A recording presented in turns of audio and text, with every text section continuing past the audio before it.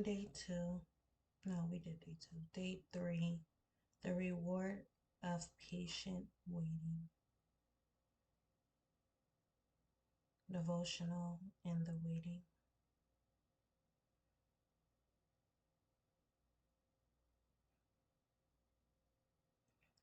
So we are going to turn to Isaiah 40:26, verse 31.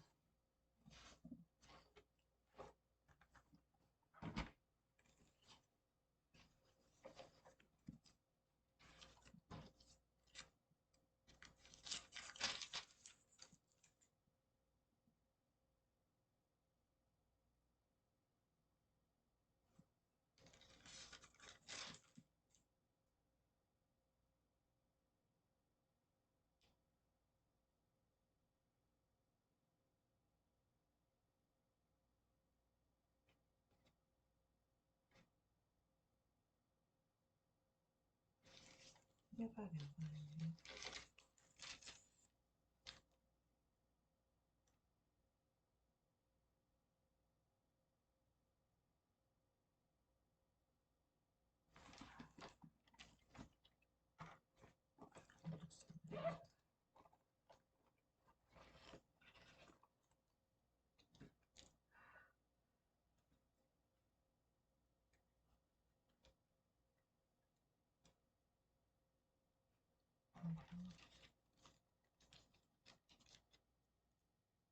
There we go. Isaiah 6:25.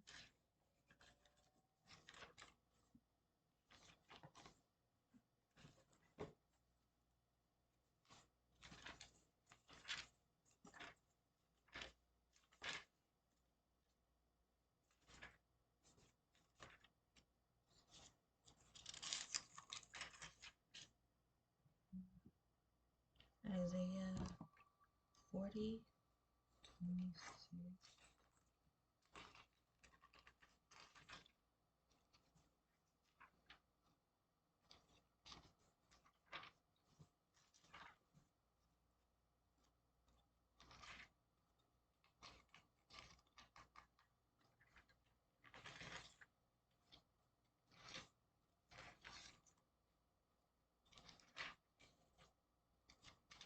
Verse 31.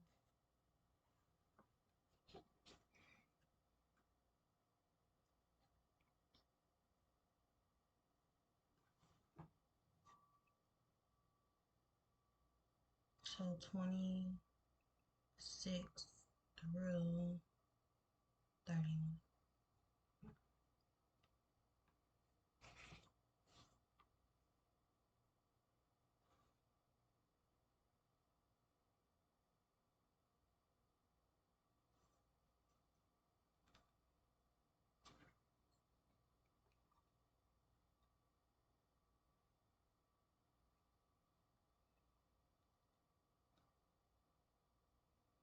Okay.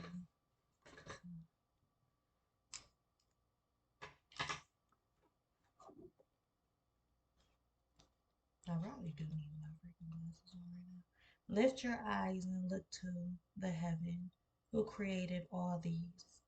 He who bring out the starry host one by one, and calls them each by name. Because of his great power and mighty strength, not one of them is missing. Why do you say, O Jacob, and complain, O Israel? My way is hidden from the Lord. My cause is discarded by my God. Do you not know? Have you not heard? The Lord is the everlasting God, the creator of the ends of the earth. He will not grow tired or weary, and his understanding no one can fathom. He gives strength to the weary and increases the power of the weak. Even youths grow Even youth grow tired and weary, and young men shimble and, and fall. But those who hope in the Lord will renew their strength. They will soar on wings like eagles. They will run and not grow weary. They will walk and not be faint. So this is how you will have to go about your daily life in the waiting. So in the waiting, just know that, you have strength. You have the strength to carry on. Even if you don't, then God will be there to pick you up when you fall.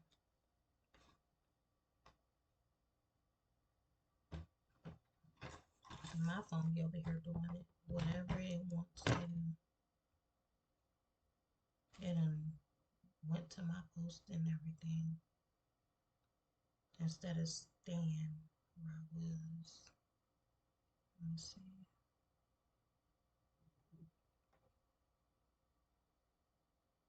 There was another verse in here, but now I gotta figure out how to go back.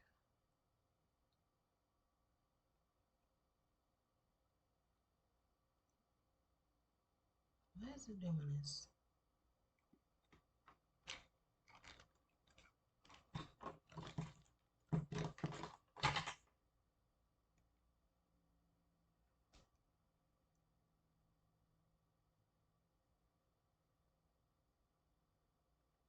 Okay, so I read through 31.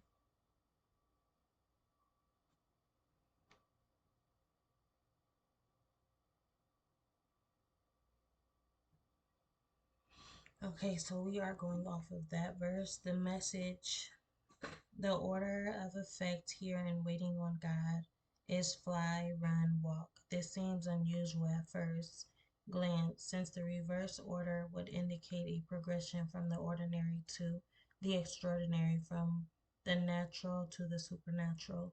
We might expect that those who are deepest companions of God will be always flying in the rarefied atmosphere of his love and holiness. What Isaiah here reveals is that someone who discovers the divine touch through waiting on God will feel that their feet have left the ground. The experience of this is more common than we might assume. Many people can look back on their lives and remember moments when their hearts grew still and they were filled with wonder at the Master's touch. But often these moments of exhaustion, exaltation do not result in a closer walk with God. We need to let the excitement settle down and to persist in waiting on God. The results will be a motivation that will cause us to run without tiredness. That is miraculous indeed. Then comes the third stage of the deeper relationship with God, which results in steady walk. This is like the leisurely enjoyment of two friends who can wander contently throughout together and forget time and problems and enjoy each other's conversation. There are few emotional highs at this stage, but a deeper sense of well being. No wonder David exhorted himself to wait patiently. Psalm 62:5. So that's what we're going to go to next.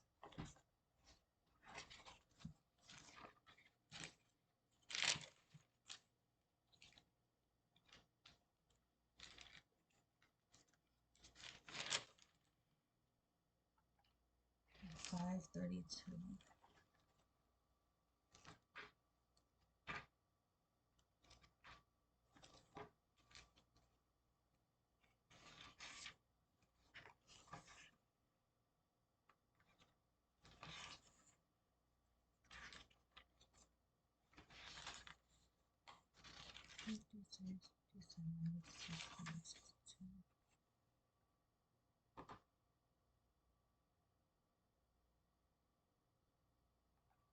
Okay, so Psalm 62, 5.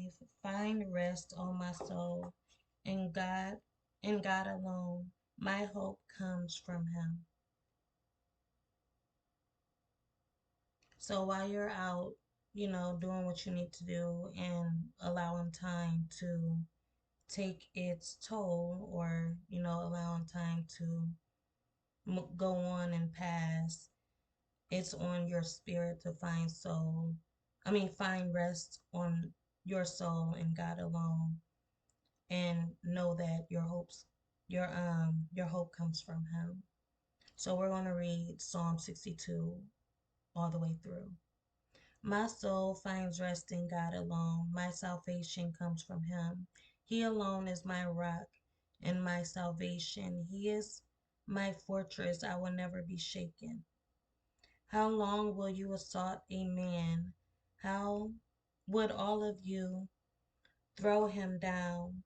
This leaning wall, this tottering fix.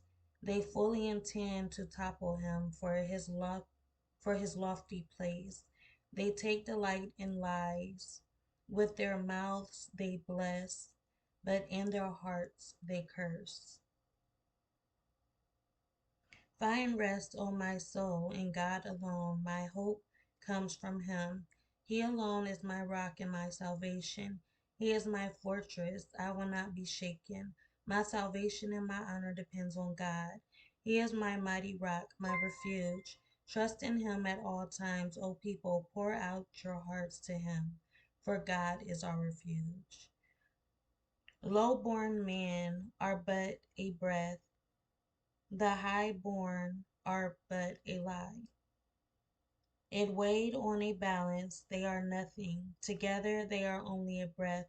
Do not trust in extortion or take pride in stolen goods. Though your riches increase, do not set your heart on them. So anything that don't belong to you, it's good not to set your heart or your hopes. Don't get your hopes high. Don't get your hopes up too high, because eventually what doesn't belong to you or what's not for you will be returned back to who it's meant to be for. So when they say stolen goods, you can revert it back to possessions of the world, material goods, or you can just rely. I mean, you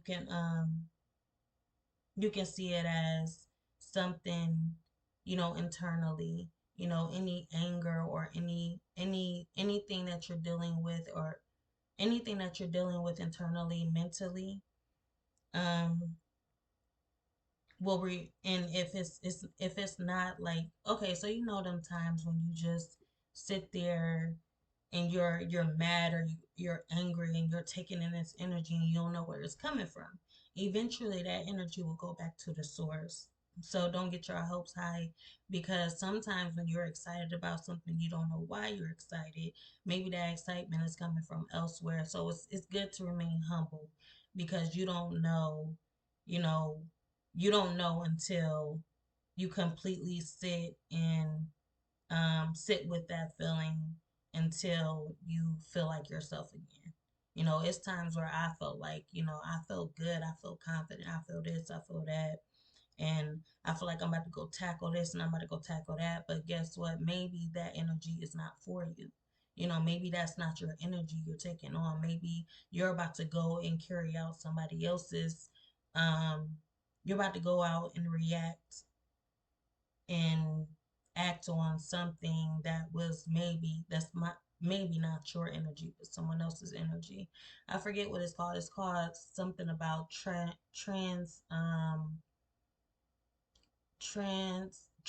energy transfer. It's something like that, energy transfer, where that energy comes to you and your energy goes to someone else. But it's best not to go through, like, sit down, think, reflect, and just sit with this feeling until you know exactly what to do, because you can get carried out into this world and do stuff and waste your time, waste your money, waste all of this, on stuff, unnecessary stuff, because you wasn't meant to step out in the first place. So it's good to just sit and don't get your hopes too high, because what's for you is for you, but what's not for you will be returned back to who that energy, or who whatever that's been taken is restored back to that person. So it's, you just think like, a lot of times the world, that's what I'm saying, the world tends to try to take the place of, I feel like the Bible is a reflection of the world. So it's like um God, I mean, not God, but the lawyers and stuff like that, law and judge, you go to court and the system is trying to play this role to where if you steal, I'm gonna punish you. But in reality or spiritually, if you steal, it will not stay with you. You know, if you steal and you take from, it will not, you will not get to have it. Eventually, that whatever was taken will return back to the source. Material is only a reflection or a yeah, material goods is only a reflection of that energy. So even though you're taking something for someone, like they put it in a material form. So basically everything of the Bible is more of a material form. I mean, the world is material form of the Bible, of your spirit. Think of it like that. So they say you take all these things, but really those things is really reflecting on someone else's energy. You're taking their energy when you take those things. People judge the court system stand in the way of this. Um, the court system stand in a way and try to punish people, try to throw them in jail, try to put them up because of what they did. But that's not really helping the situation, in my opinion. It's not helping the situation. Um, because like I said, anything stolen faithfully, spiritually will be restored. Physically, it's just a thing, you know you can it's just a thing, but spiritually, you know anything taken will be restored by God's grace, and restored, period, because it doesn't belong to you. Okay, so that's what I got from that. One thing God has spoken, two things have I heard, that you, O God, are strong, and that you, O Lord, are loving. Surely you will reward each person according to what he has done. And eventually, if you try your best not to take from other people and you just sit with, what you have and appreciate what you have, and you learn to just be humble and acknowledge, your situation, and just work your best, work your hardest um to get where you want to go, but at the same time trust in God's timing. When you're meant to move, you will be moved. If you're meant to sit down, you will sit down. But you do have the freedom of choice. You have the freedom to move, but it just depends on what you're supposed to move to and what's not meant for you in that time. So if it's not meant for you in that time, God will move you in ways that you are kind of your will move you in ways outside of that situation, you know, will have you do something else, or you're moving in other ways, but to avoid a certain situation, you know, you just got to go with the flow, go with the energy flow, go with God, go with God's timing, and trust and trust in God, and just trust in trust in the process. So that was that, and that reflects on the devotional we're working on. See, it just freaking X me out again. All right,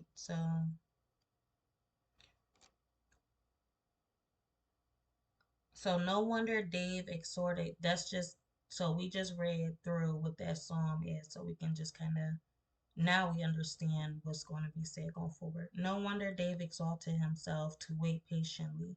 Psalm 62:5, and persistency and persistently on the Lord, through the exultant praise and worship onto broad uplands of intimate fellowship.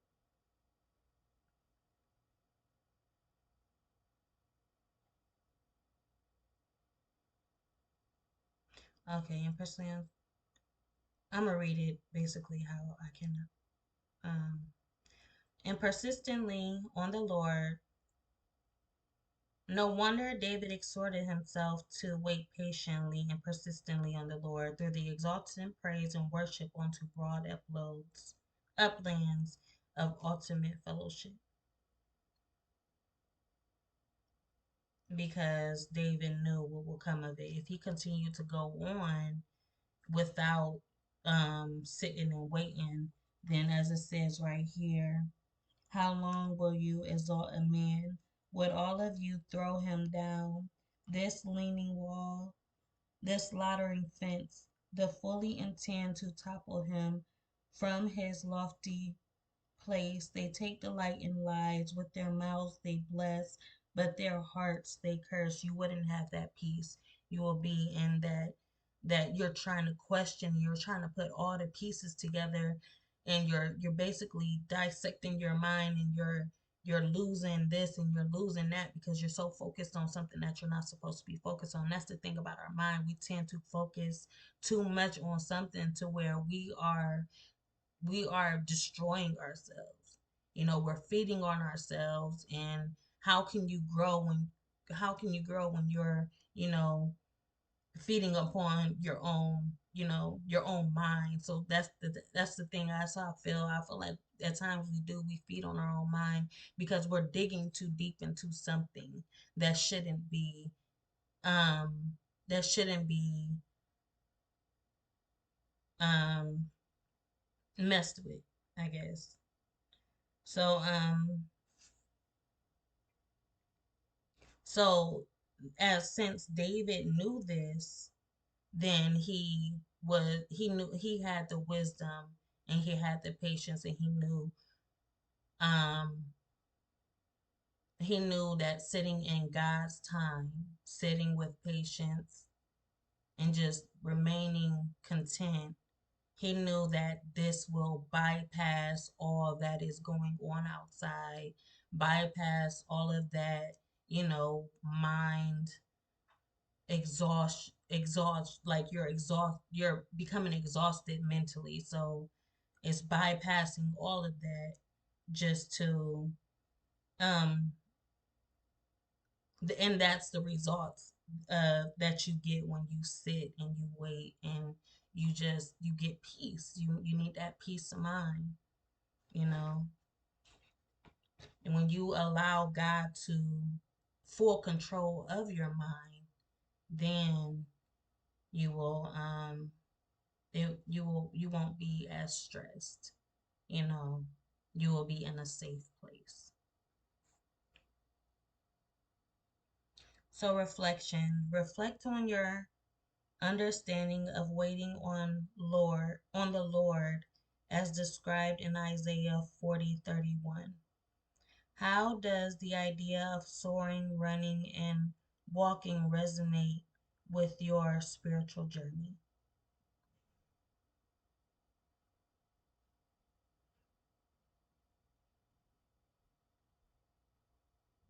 Well, for me, I feel like that idea of soaring, running, and walking, this resonate with me on my spiritual journey because if I do it right, I know that it will just be a breeze. Like a feather falling the just falling to the ground.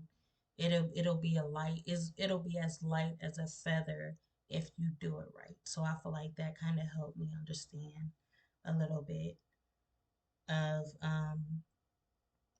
what it means to just sit and, you know, be good. Think about the times when moments of spiritual exhilaration didn't result in lasting growth. How can you cultivate patience and perseverance in waiting on God to deepen your relationship with Him? Well, if you think about those moments of spiritual exhilaration, if it didn't result in lasting growth, I feel like we would know better how to go about everything short term. So temporary is this, it's what it is. Like we wouldn't know what long lasting results look like. So if we didn't know what they look like, it'd kind of, you know, um we would be less worried about what we're going into. Just like I said, like my left eye and my right eye situation, I see, you know, in my left eye, I'm farsighted, and in my right eye, I'm nearsighted. So it's like if you don't see what's at the end of something, you won't know what you're going into. So therefore, you'll focus a little bit more. You'll focus on the smaller steps. You'll focus on the smaller steps, right? Because you don't see what you're going to, or what you don't see what's at the finish line. So you can really focus on the present moment because you don't know what's to come. So knowing this, how can you cultivate patience on waiting on God to deepen your relationship with Him? So cultivating patience would be staying in that mindset of I don't know what's to come. So cultivating patience is finding trust and knowing something. Waiting. I mean, would be, I guess, um since you don't know, that will just that will get you more closer um with God. That'll bring you near to God because you don't know what you're walking into. So when you don't know something, you have to have that trust in God, in your faith. And that's how you walk in faith because you don't know it so far. Like when I first moved here from Akron, from um, my mom's house. Well, I was in my mom's house and I was in an apartment, so it's a lot of different things that I was in a whole bunch of different situations. So before I moved here, I didn't know what to expect. I did see a little bit because I looked it up. I looked up the place, and I wanted to see, like, have a little visual of my environment. So I seen what was on the outside, but I didn't know what I was going into. I didn't know what I was walking into. So I stepped into my faith. I didn't know. I was kind of scared when a day was coming. I was ready, but I was still very, very fearful. I didn't know what I was, getting myself into. So, I packed up my things, put my son in the car, me and my son. Well, my daughter was at her father's house at the time, so I really didn't have to worry too much about her. So yeah, and that's how me and my son got here. So we I was driving, I wasn't worried. I was kind of worried. I was kind of fearful. But when you're when you're more focused on bettering your situation, or you're focused on your well-being, um you're more I guess I could say I was focused on the journey, because I'm spontaneous. I'm that type of person where I love throwing myself out there, but at the same time, I had to think about my son at first. So if it was just me, I wouldn't, I was heading to a shelter just so I can get myself into an apartment. So that was my plan. I had my plan a little bit. I had my plan. So me not focusing, I mean, me not, um, so me not having a child in this situation, I don't think I would go to a shelter.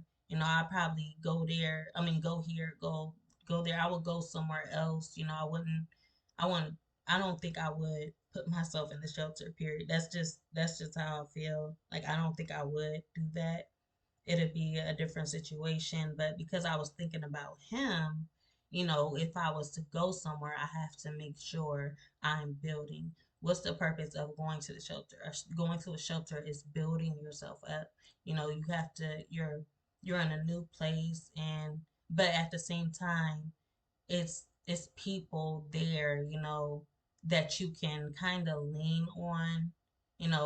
Like I said, if I wasn't thinking about my son, I would probably it's like putting yourself in a situation where it's just, regular people. You're putting your faith in, to people. You're dependent on people that could possibly hurt you or possibly make your situation worse. Me thinking about my son, I'm putting myself kind of into um a professional facility, I'm looking at it in a professional way.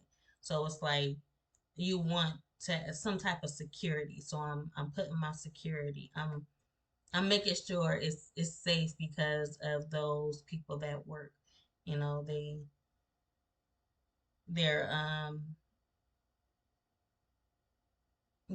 So I think you kind of get what I'm saying. I don't know, but that's how I was. Um, that's what I was thinking. Um, so like I said, just what was I talking about? I was talking about um. Basically, I gotta revert back to the question. Oh, having faith in the process. So that was me having faith in the process. I when I left home, but I didn't know what I was going into. I kind of had faith. I had faith in the process. I had faith in God, but that's the thing about that's the separation, I feel like, because I had faith in God because and that's what put me into that situation. That's what brought me to the shelter. That's what brought me, me and my son, that's what got us there in the first place. If I didn't have faith in God, I'm pretty sure I wouldn't have did this. I know what it's like to feel like you're without faith. It's kind of hard to move. It's kind of hard to trust anything. You can't, you don't even think about those things. Like, no, I don't trust them people. I don't trust, those people that work there. They could be saying it's a safe place or it's safe for you, but it's really not safe for you. So I'm gonna stay right where I'm at and I'm not even gonna attempt to move. I'm gonna stay right where I'm at. That's not having faith, but having faith is I trust God. I have faith, you know, whatever situation God puts me in, I'm gonna have faith and I'm gonna go through with it. I'm gonna move when I need to move. And if I feel like, God is leading me in this direction or to this shelter, I'm gonna put myself there, and I'm gonna trust in God while I'm there. I like I said, security purposes, that kind of don't it's not on the same, playing field as faith.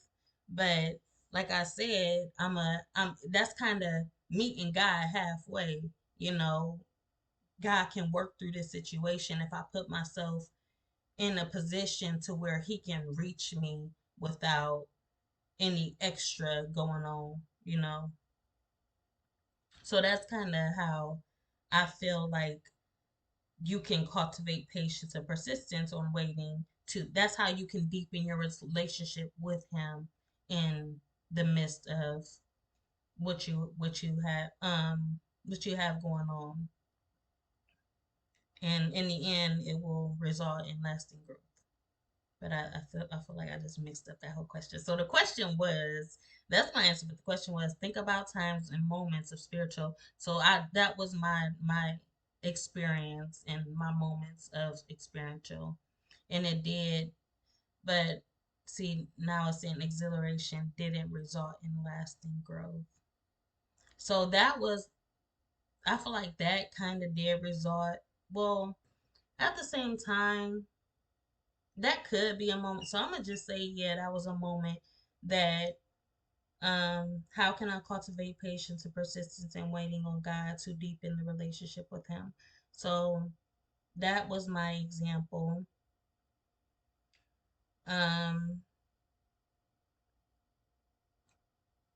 that last part is kind of throwing me off because it says, think about times and moments of spiritual. So that my answer was to the second part. How can you cultivate patience and persistence in waiting on God to deepen your relationship with him? I'm pretty sure I already explained. Think about times and moments when your spiritual consideration didn't last. Oh yeah, so those times when I said you feel defeated, you're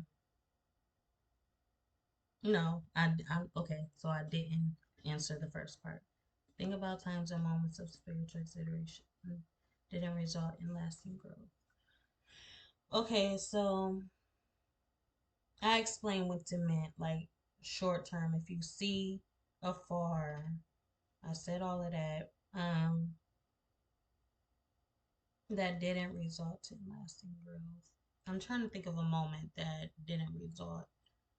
Um, I feel like okay, so maybe in the past when I was diagnosed with all of those mental, diagnosed, I was mentally diagnosed. I feel like that was a time where I feel like that didn't result. It didn't give me results of lasting growth because now I feel like I'm fighting what I should have fought in the past.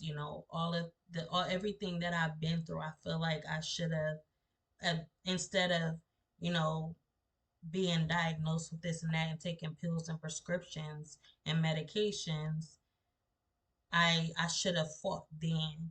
That was my time to fight through.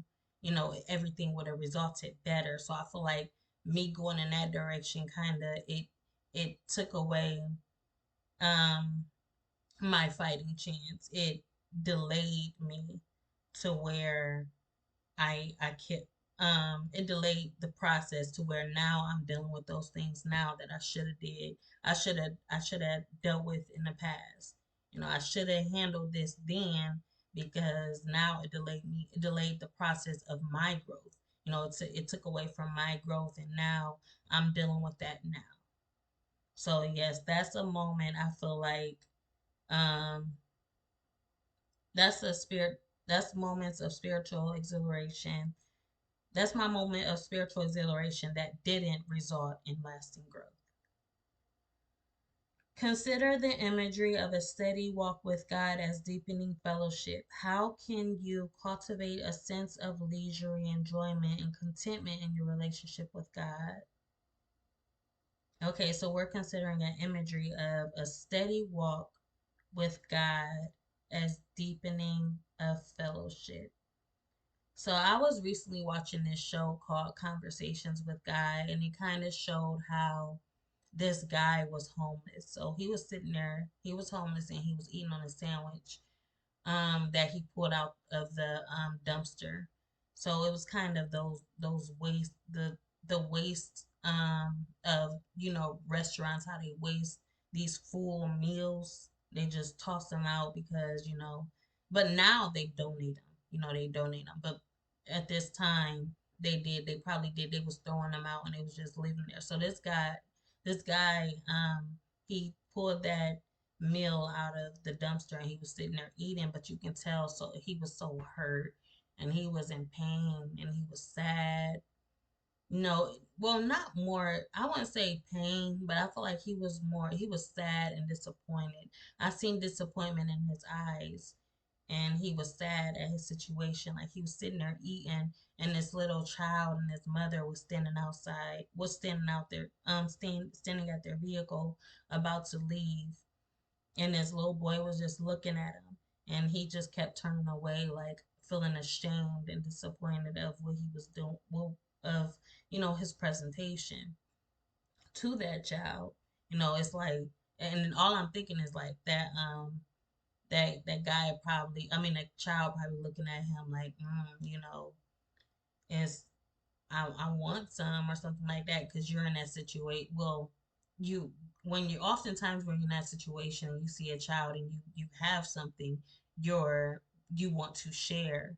But being in his position, I feel like it's a moment where he couldn't do that with that child. Like he couldn't share anything because for one, it came out the dumpster. Two, he's not in that position. Three, he doesn't have much to give. He doesn't have nothing to give. So just seeing that child in him, it's just like, that's kind of, you know, it's disappointing to him more so. I thought about him more so because like it's very disappointing where you can't give and you can't do those things because you're not in a position to do anything at all. So you're just sitting and you're feeling ashamed and you're turning away from, you know, facing that direction of um facing in the direction of the help. I mean the that child. Even though that child is in a whole different position than you, then you really don't have to um worry too much about the child, because that child is good with his mother. But him, that's why I would say I was focused more on him. I felt like it was more about the homeless beggar, that guy. And there was times where, and I feel like these is all God's tests. So there was a time where this guy wanted to go into the bathroom. He wanted to use the bathroom, but another guy was standing outside, and he was like, "No, why don't you work like everyone else? Go work, and then go use your own bathroom." And so he was just standing there. But the woman came outside and she was like, "Go ahead and go." And when I thought in that moment, I'm like, just imagine, like, if that's you in that position and you want to use the bathroom. And I mean, well, obviously he's a new beggar on the streets. It's not like he was homeless for a while, because any homeless person ain't gonna ask to go to the bathroom. They just gonna do what they do. They know how the streets work. They know what to do in that situation. Like, but you can tell he was new. Like, he was a new person on the streets because he went and he asked to use the bathroom. So he was basically a newborn type homeless guy, in a sense, if you can look at it in that perspective. That look at it in that viewpoint. So, or in that view. Um.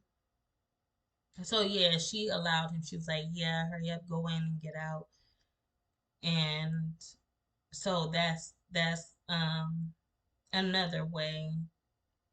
Those are just different ways I'm reverting back to that person, because that person is more so about the other people.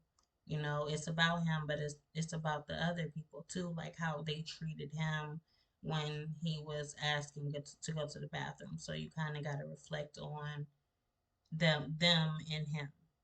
So um yeah, most people will say, like, just think of, what if that was God? What if that was Jesus, and you just messed up your blessing? you know you just messed up your blessing because that was a test in a moment. Usually we do. That's what I grew up learning, especially when you're in church. That's what they teach in church.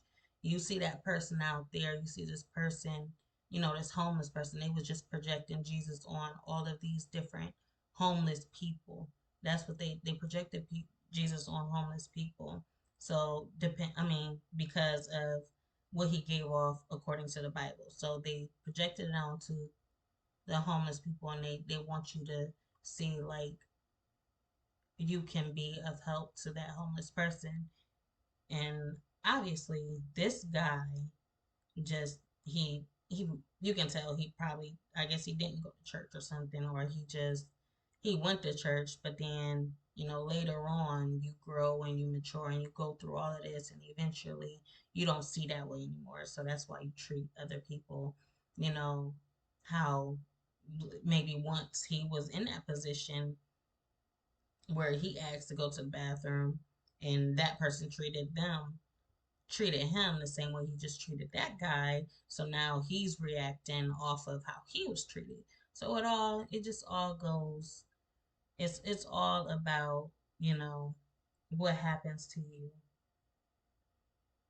Um. So back to the question: how can imagery? So I gave y'all my imagery, basically, of a steady walk with God as deepening of fellowship. So I feel like that was the imagery I got from that, because that related to, that was me considering that imagery to to so now we're going to move on to the next question. How can you cultivate a sense of leisure, enjoyment, and contentment in your relationship with God?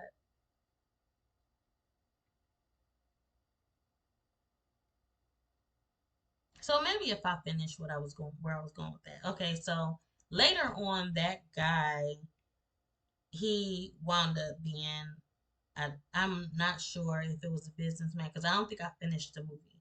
So I don't think it was a he wound up being he wound up selling his book. He sold his book and he made millions of dollars. So then he went back and he started giving back to those who struggled. You know, he started giving back and reflect because I guess that experience built him up to know how it feels. You know, so he started giving back. So he had all these envelopes on his passenger seat and he was just going and giving back to everyone that he felt like he needed to give back to. So now I'm gonna go to that question. How can you cultivate a sense of leisure and enjoyment and contentment in your relationship with God? Um,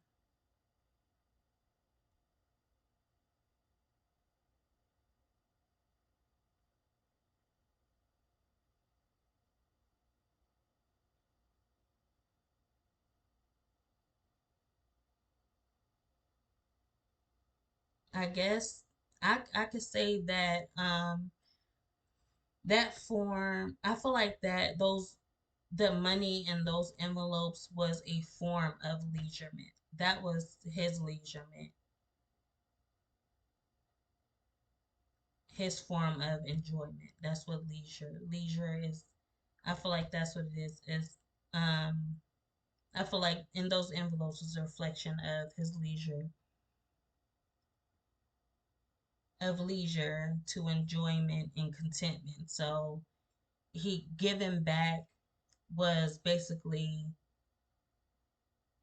his form of, he was giving back to those people. He was giving those envelopes. That brought him enjoyment so that the envelopes reflected leisure, a sense of leisure, and then he his enjoyment and contentment was what he gave was him going back and giving back. So it's kind of a reflection of giving back to God, you know, just like just helping. So that's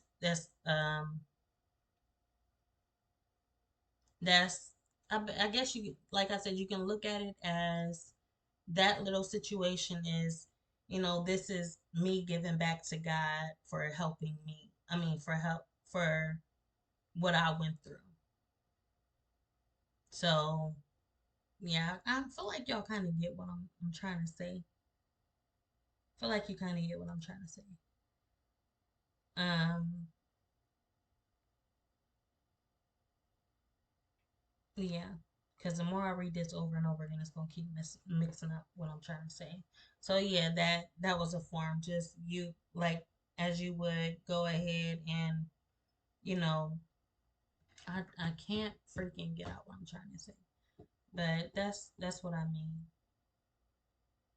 It's just a picture, basically a picture of someone. Just okay, so just as you seen Jesus breaking bread with his disciples at the table, I feel like that's the same thing. That's what I'm trying to say. He his bread is basically how his bread is basically like that, those envelopes and money, those envelopes of money. He's breaking bread with the people, that's in that situation that he was in, that he made it out of, or just doing it as a thank you.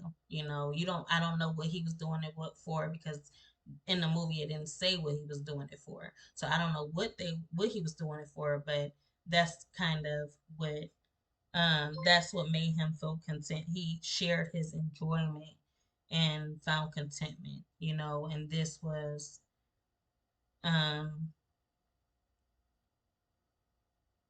strengthening. This was a form of, strengthening your relationship with God. So it was a lesson, and yeah. So the prayer is, Heavenly Father, in the stillness of our waiting, may we be lifted by the awe of soaring, embodied by the energy of running, and comforted by the serenity of walking in in your presence. Help us to appreciate the journey through each stage of intimacy with patience and perseverance, understanding that our waiting we grow that in our waiting we grow closer to you. Strengthen us to embrace the process with faith and trust, knowing that your timing is perfect and your presence is our ultimate destination. Amen. um I can't think of this. I wanted to say something real quick.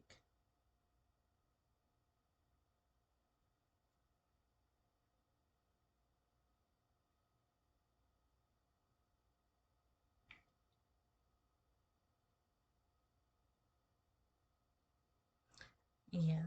Okay, um so ending with the verse of the day. I was actually looking on my own. Okay, so for the Lord your God is living among you. He is mighty, he is a mighty Savior.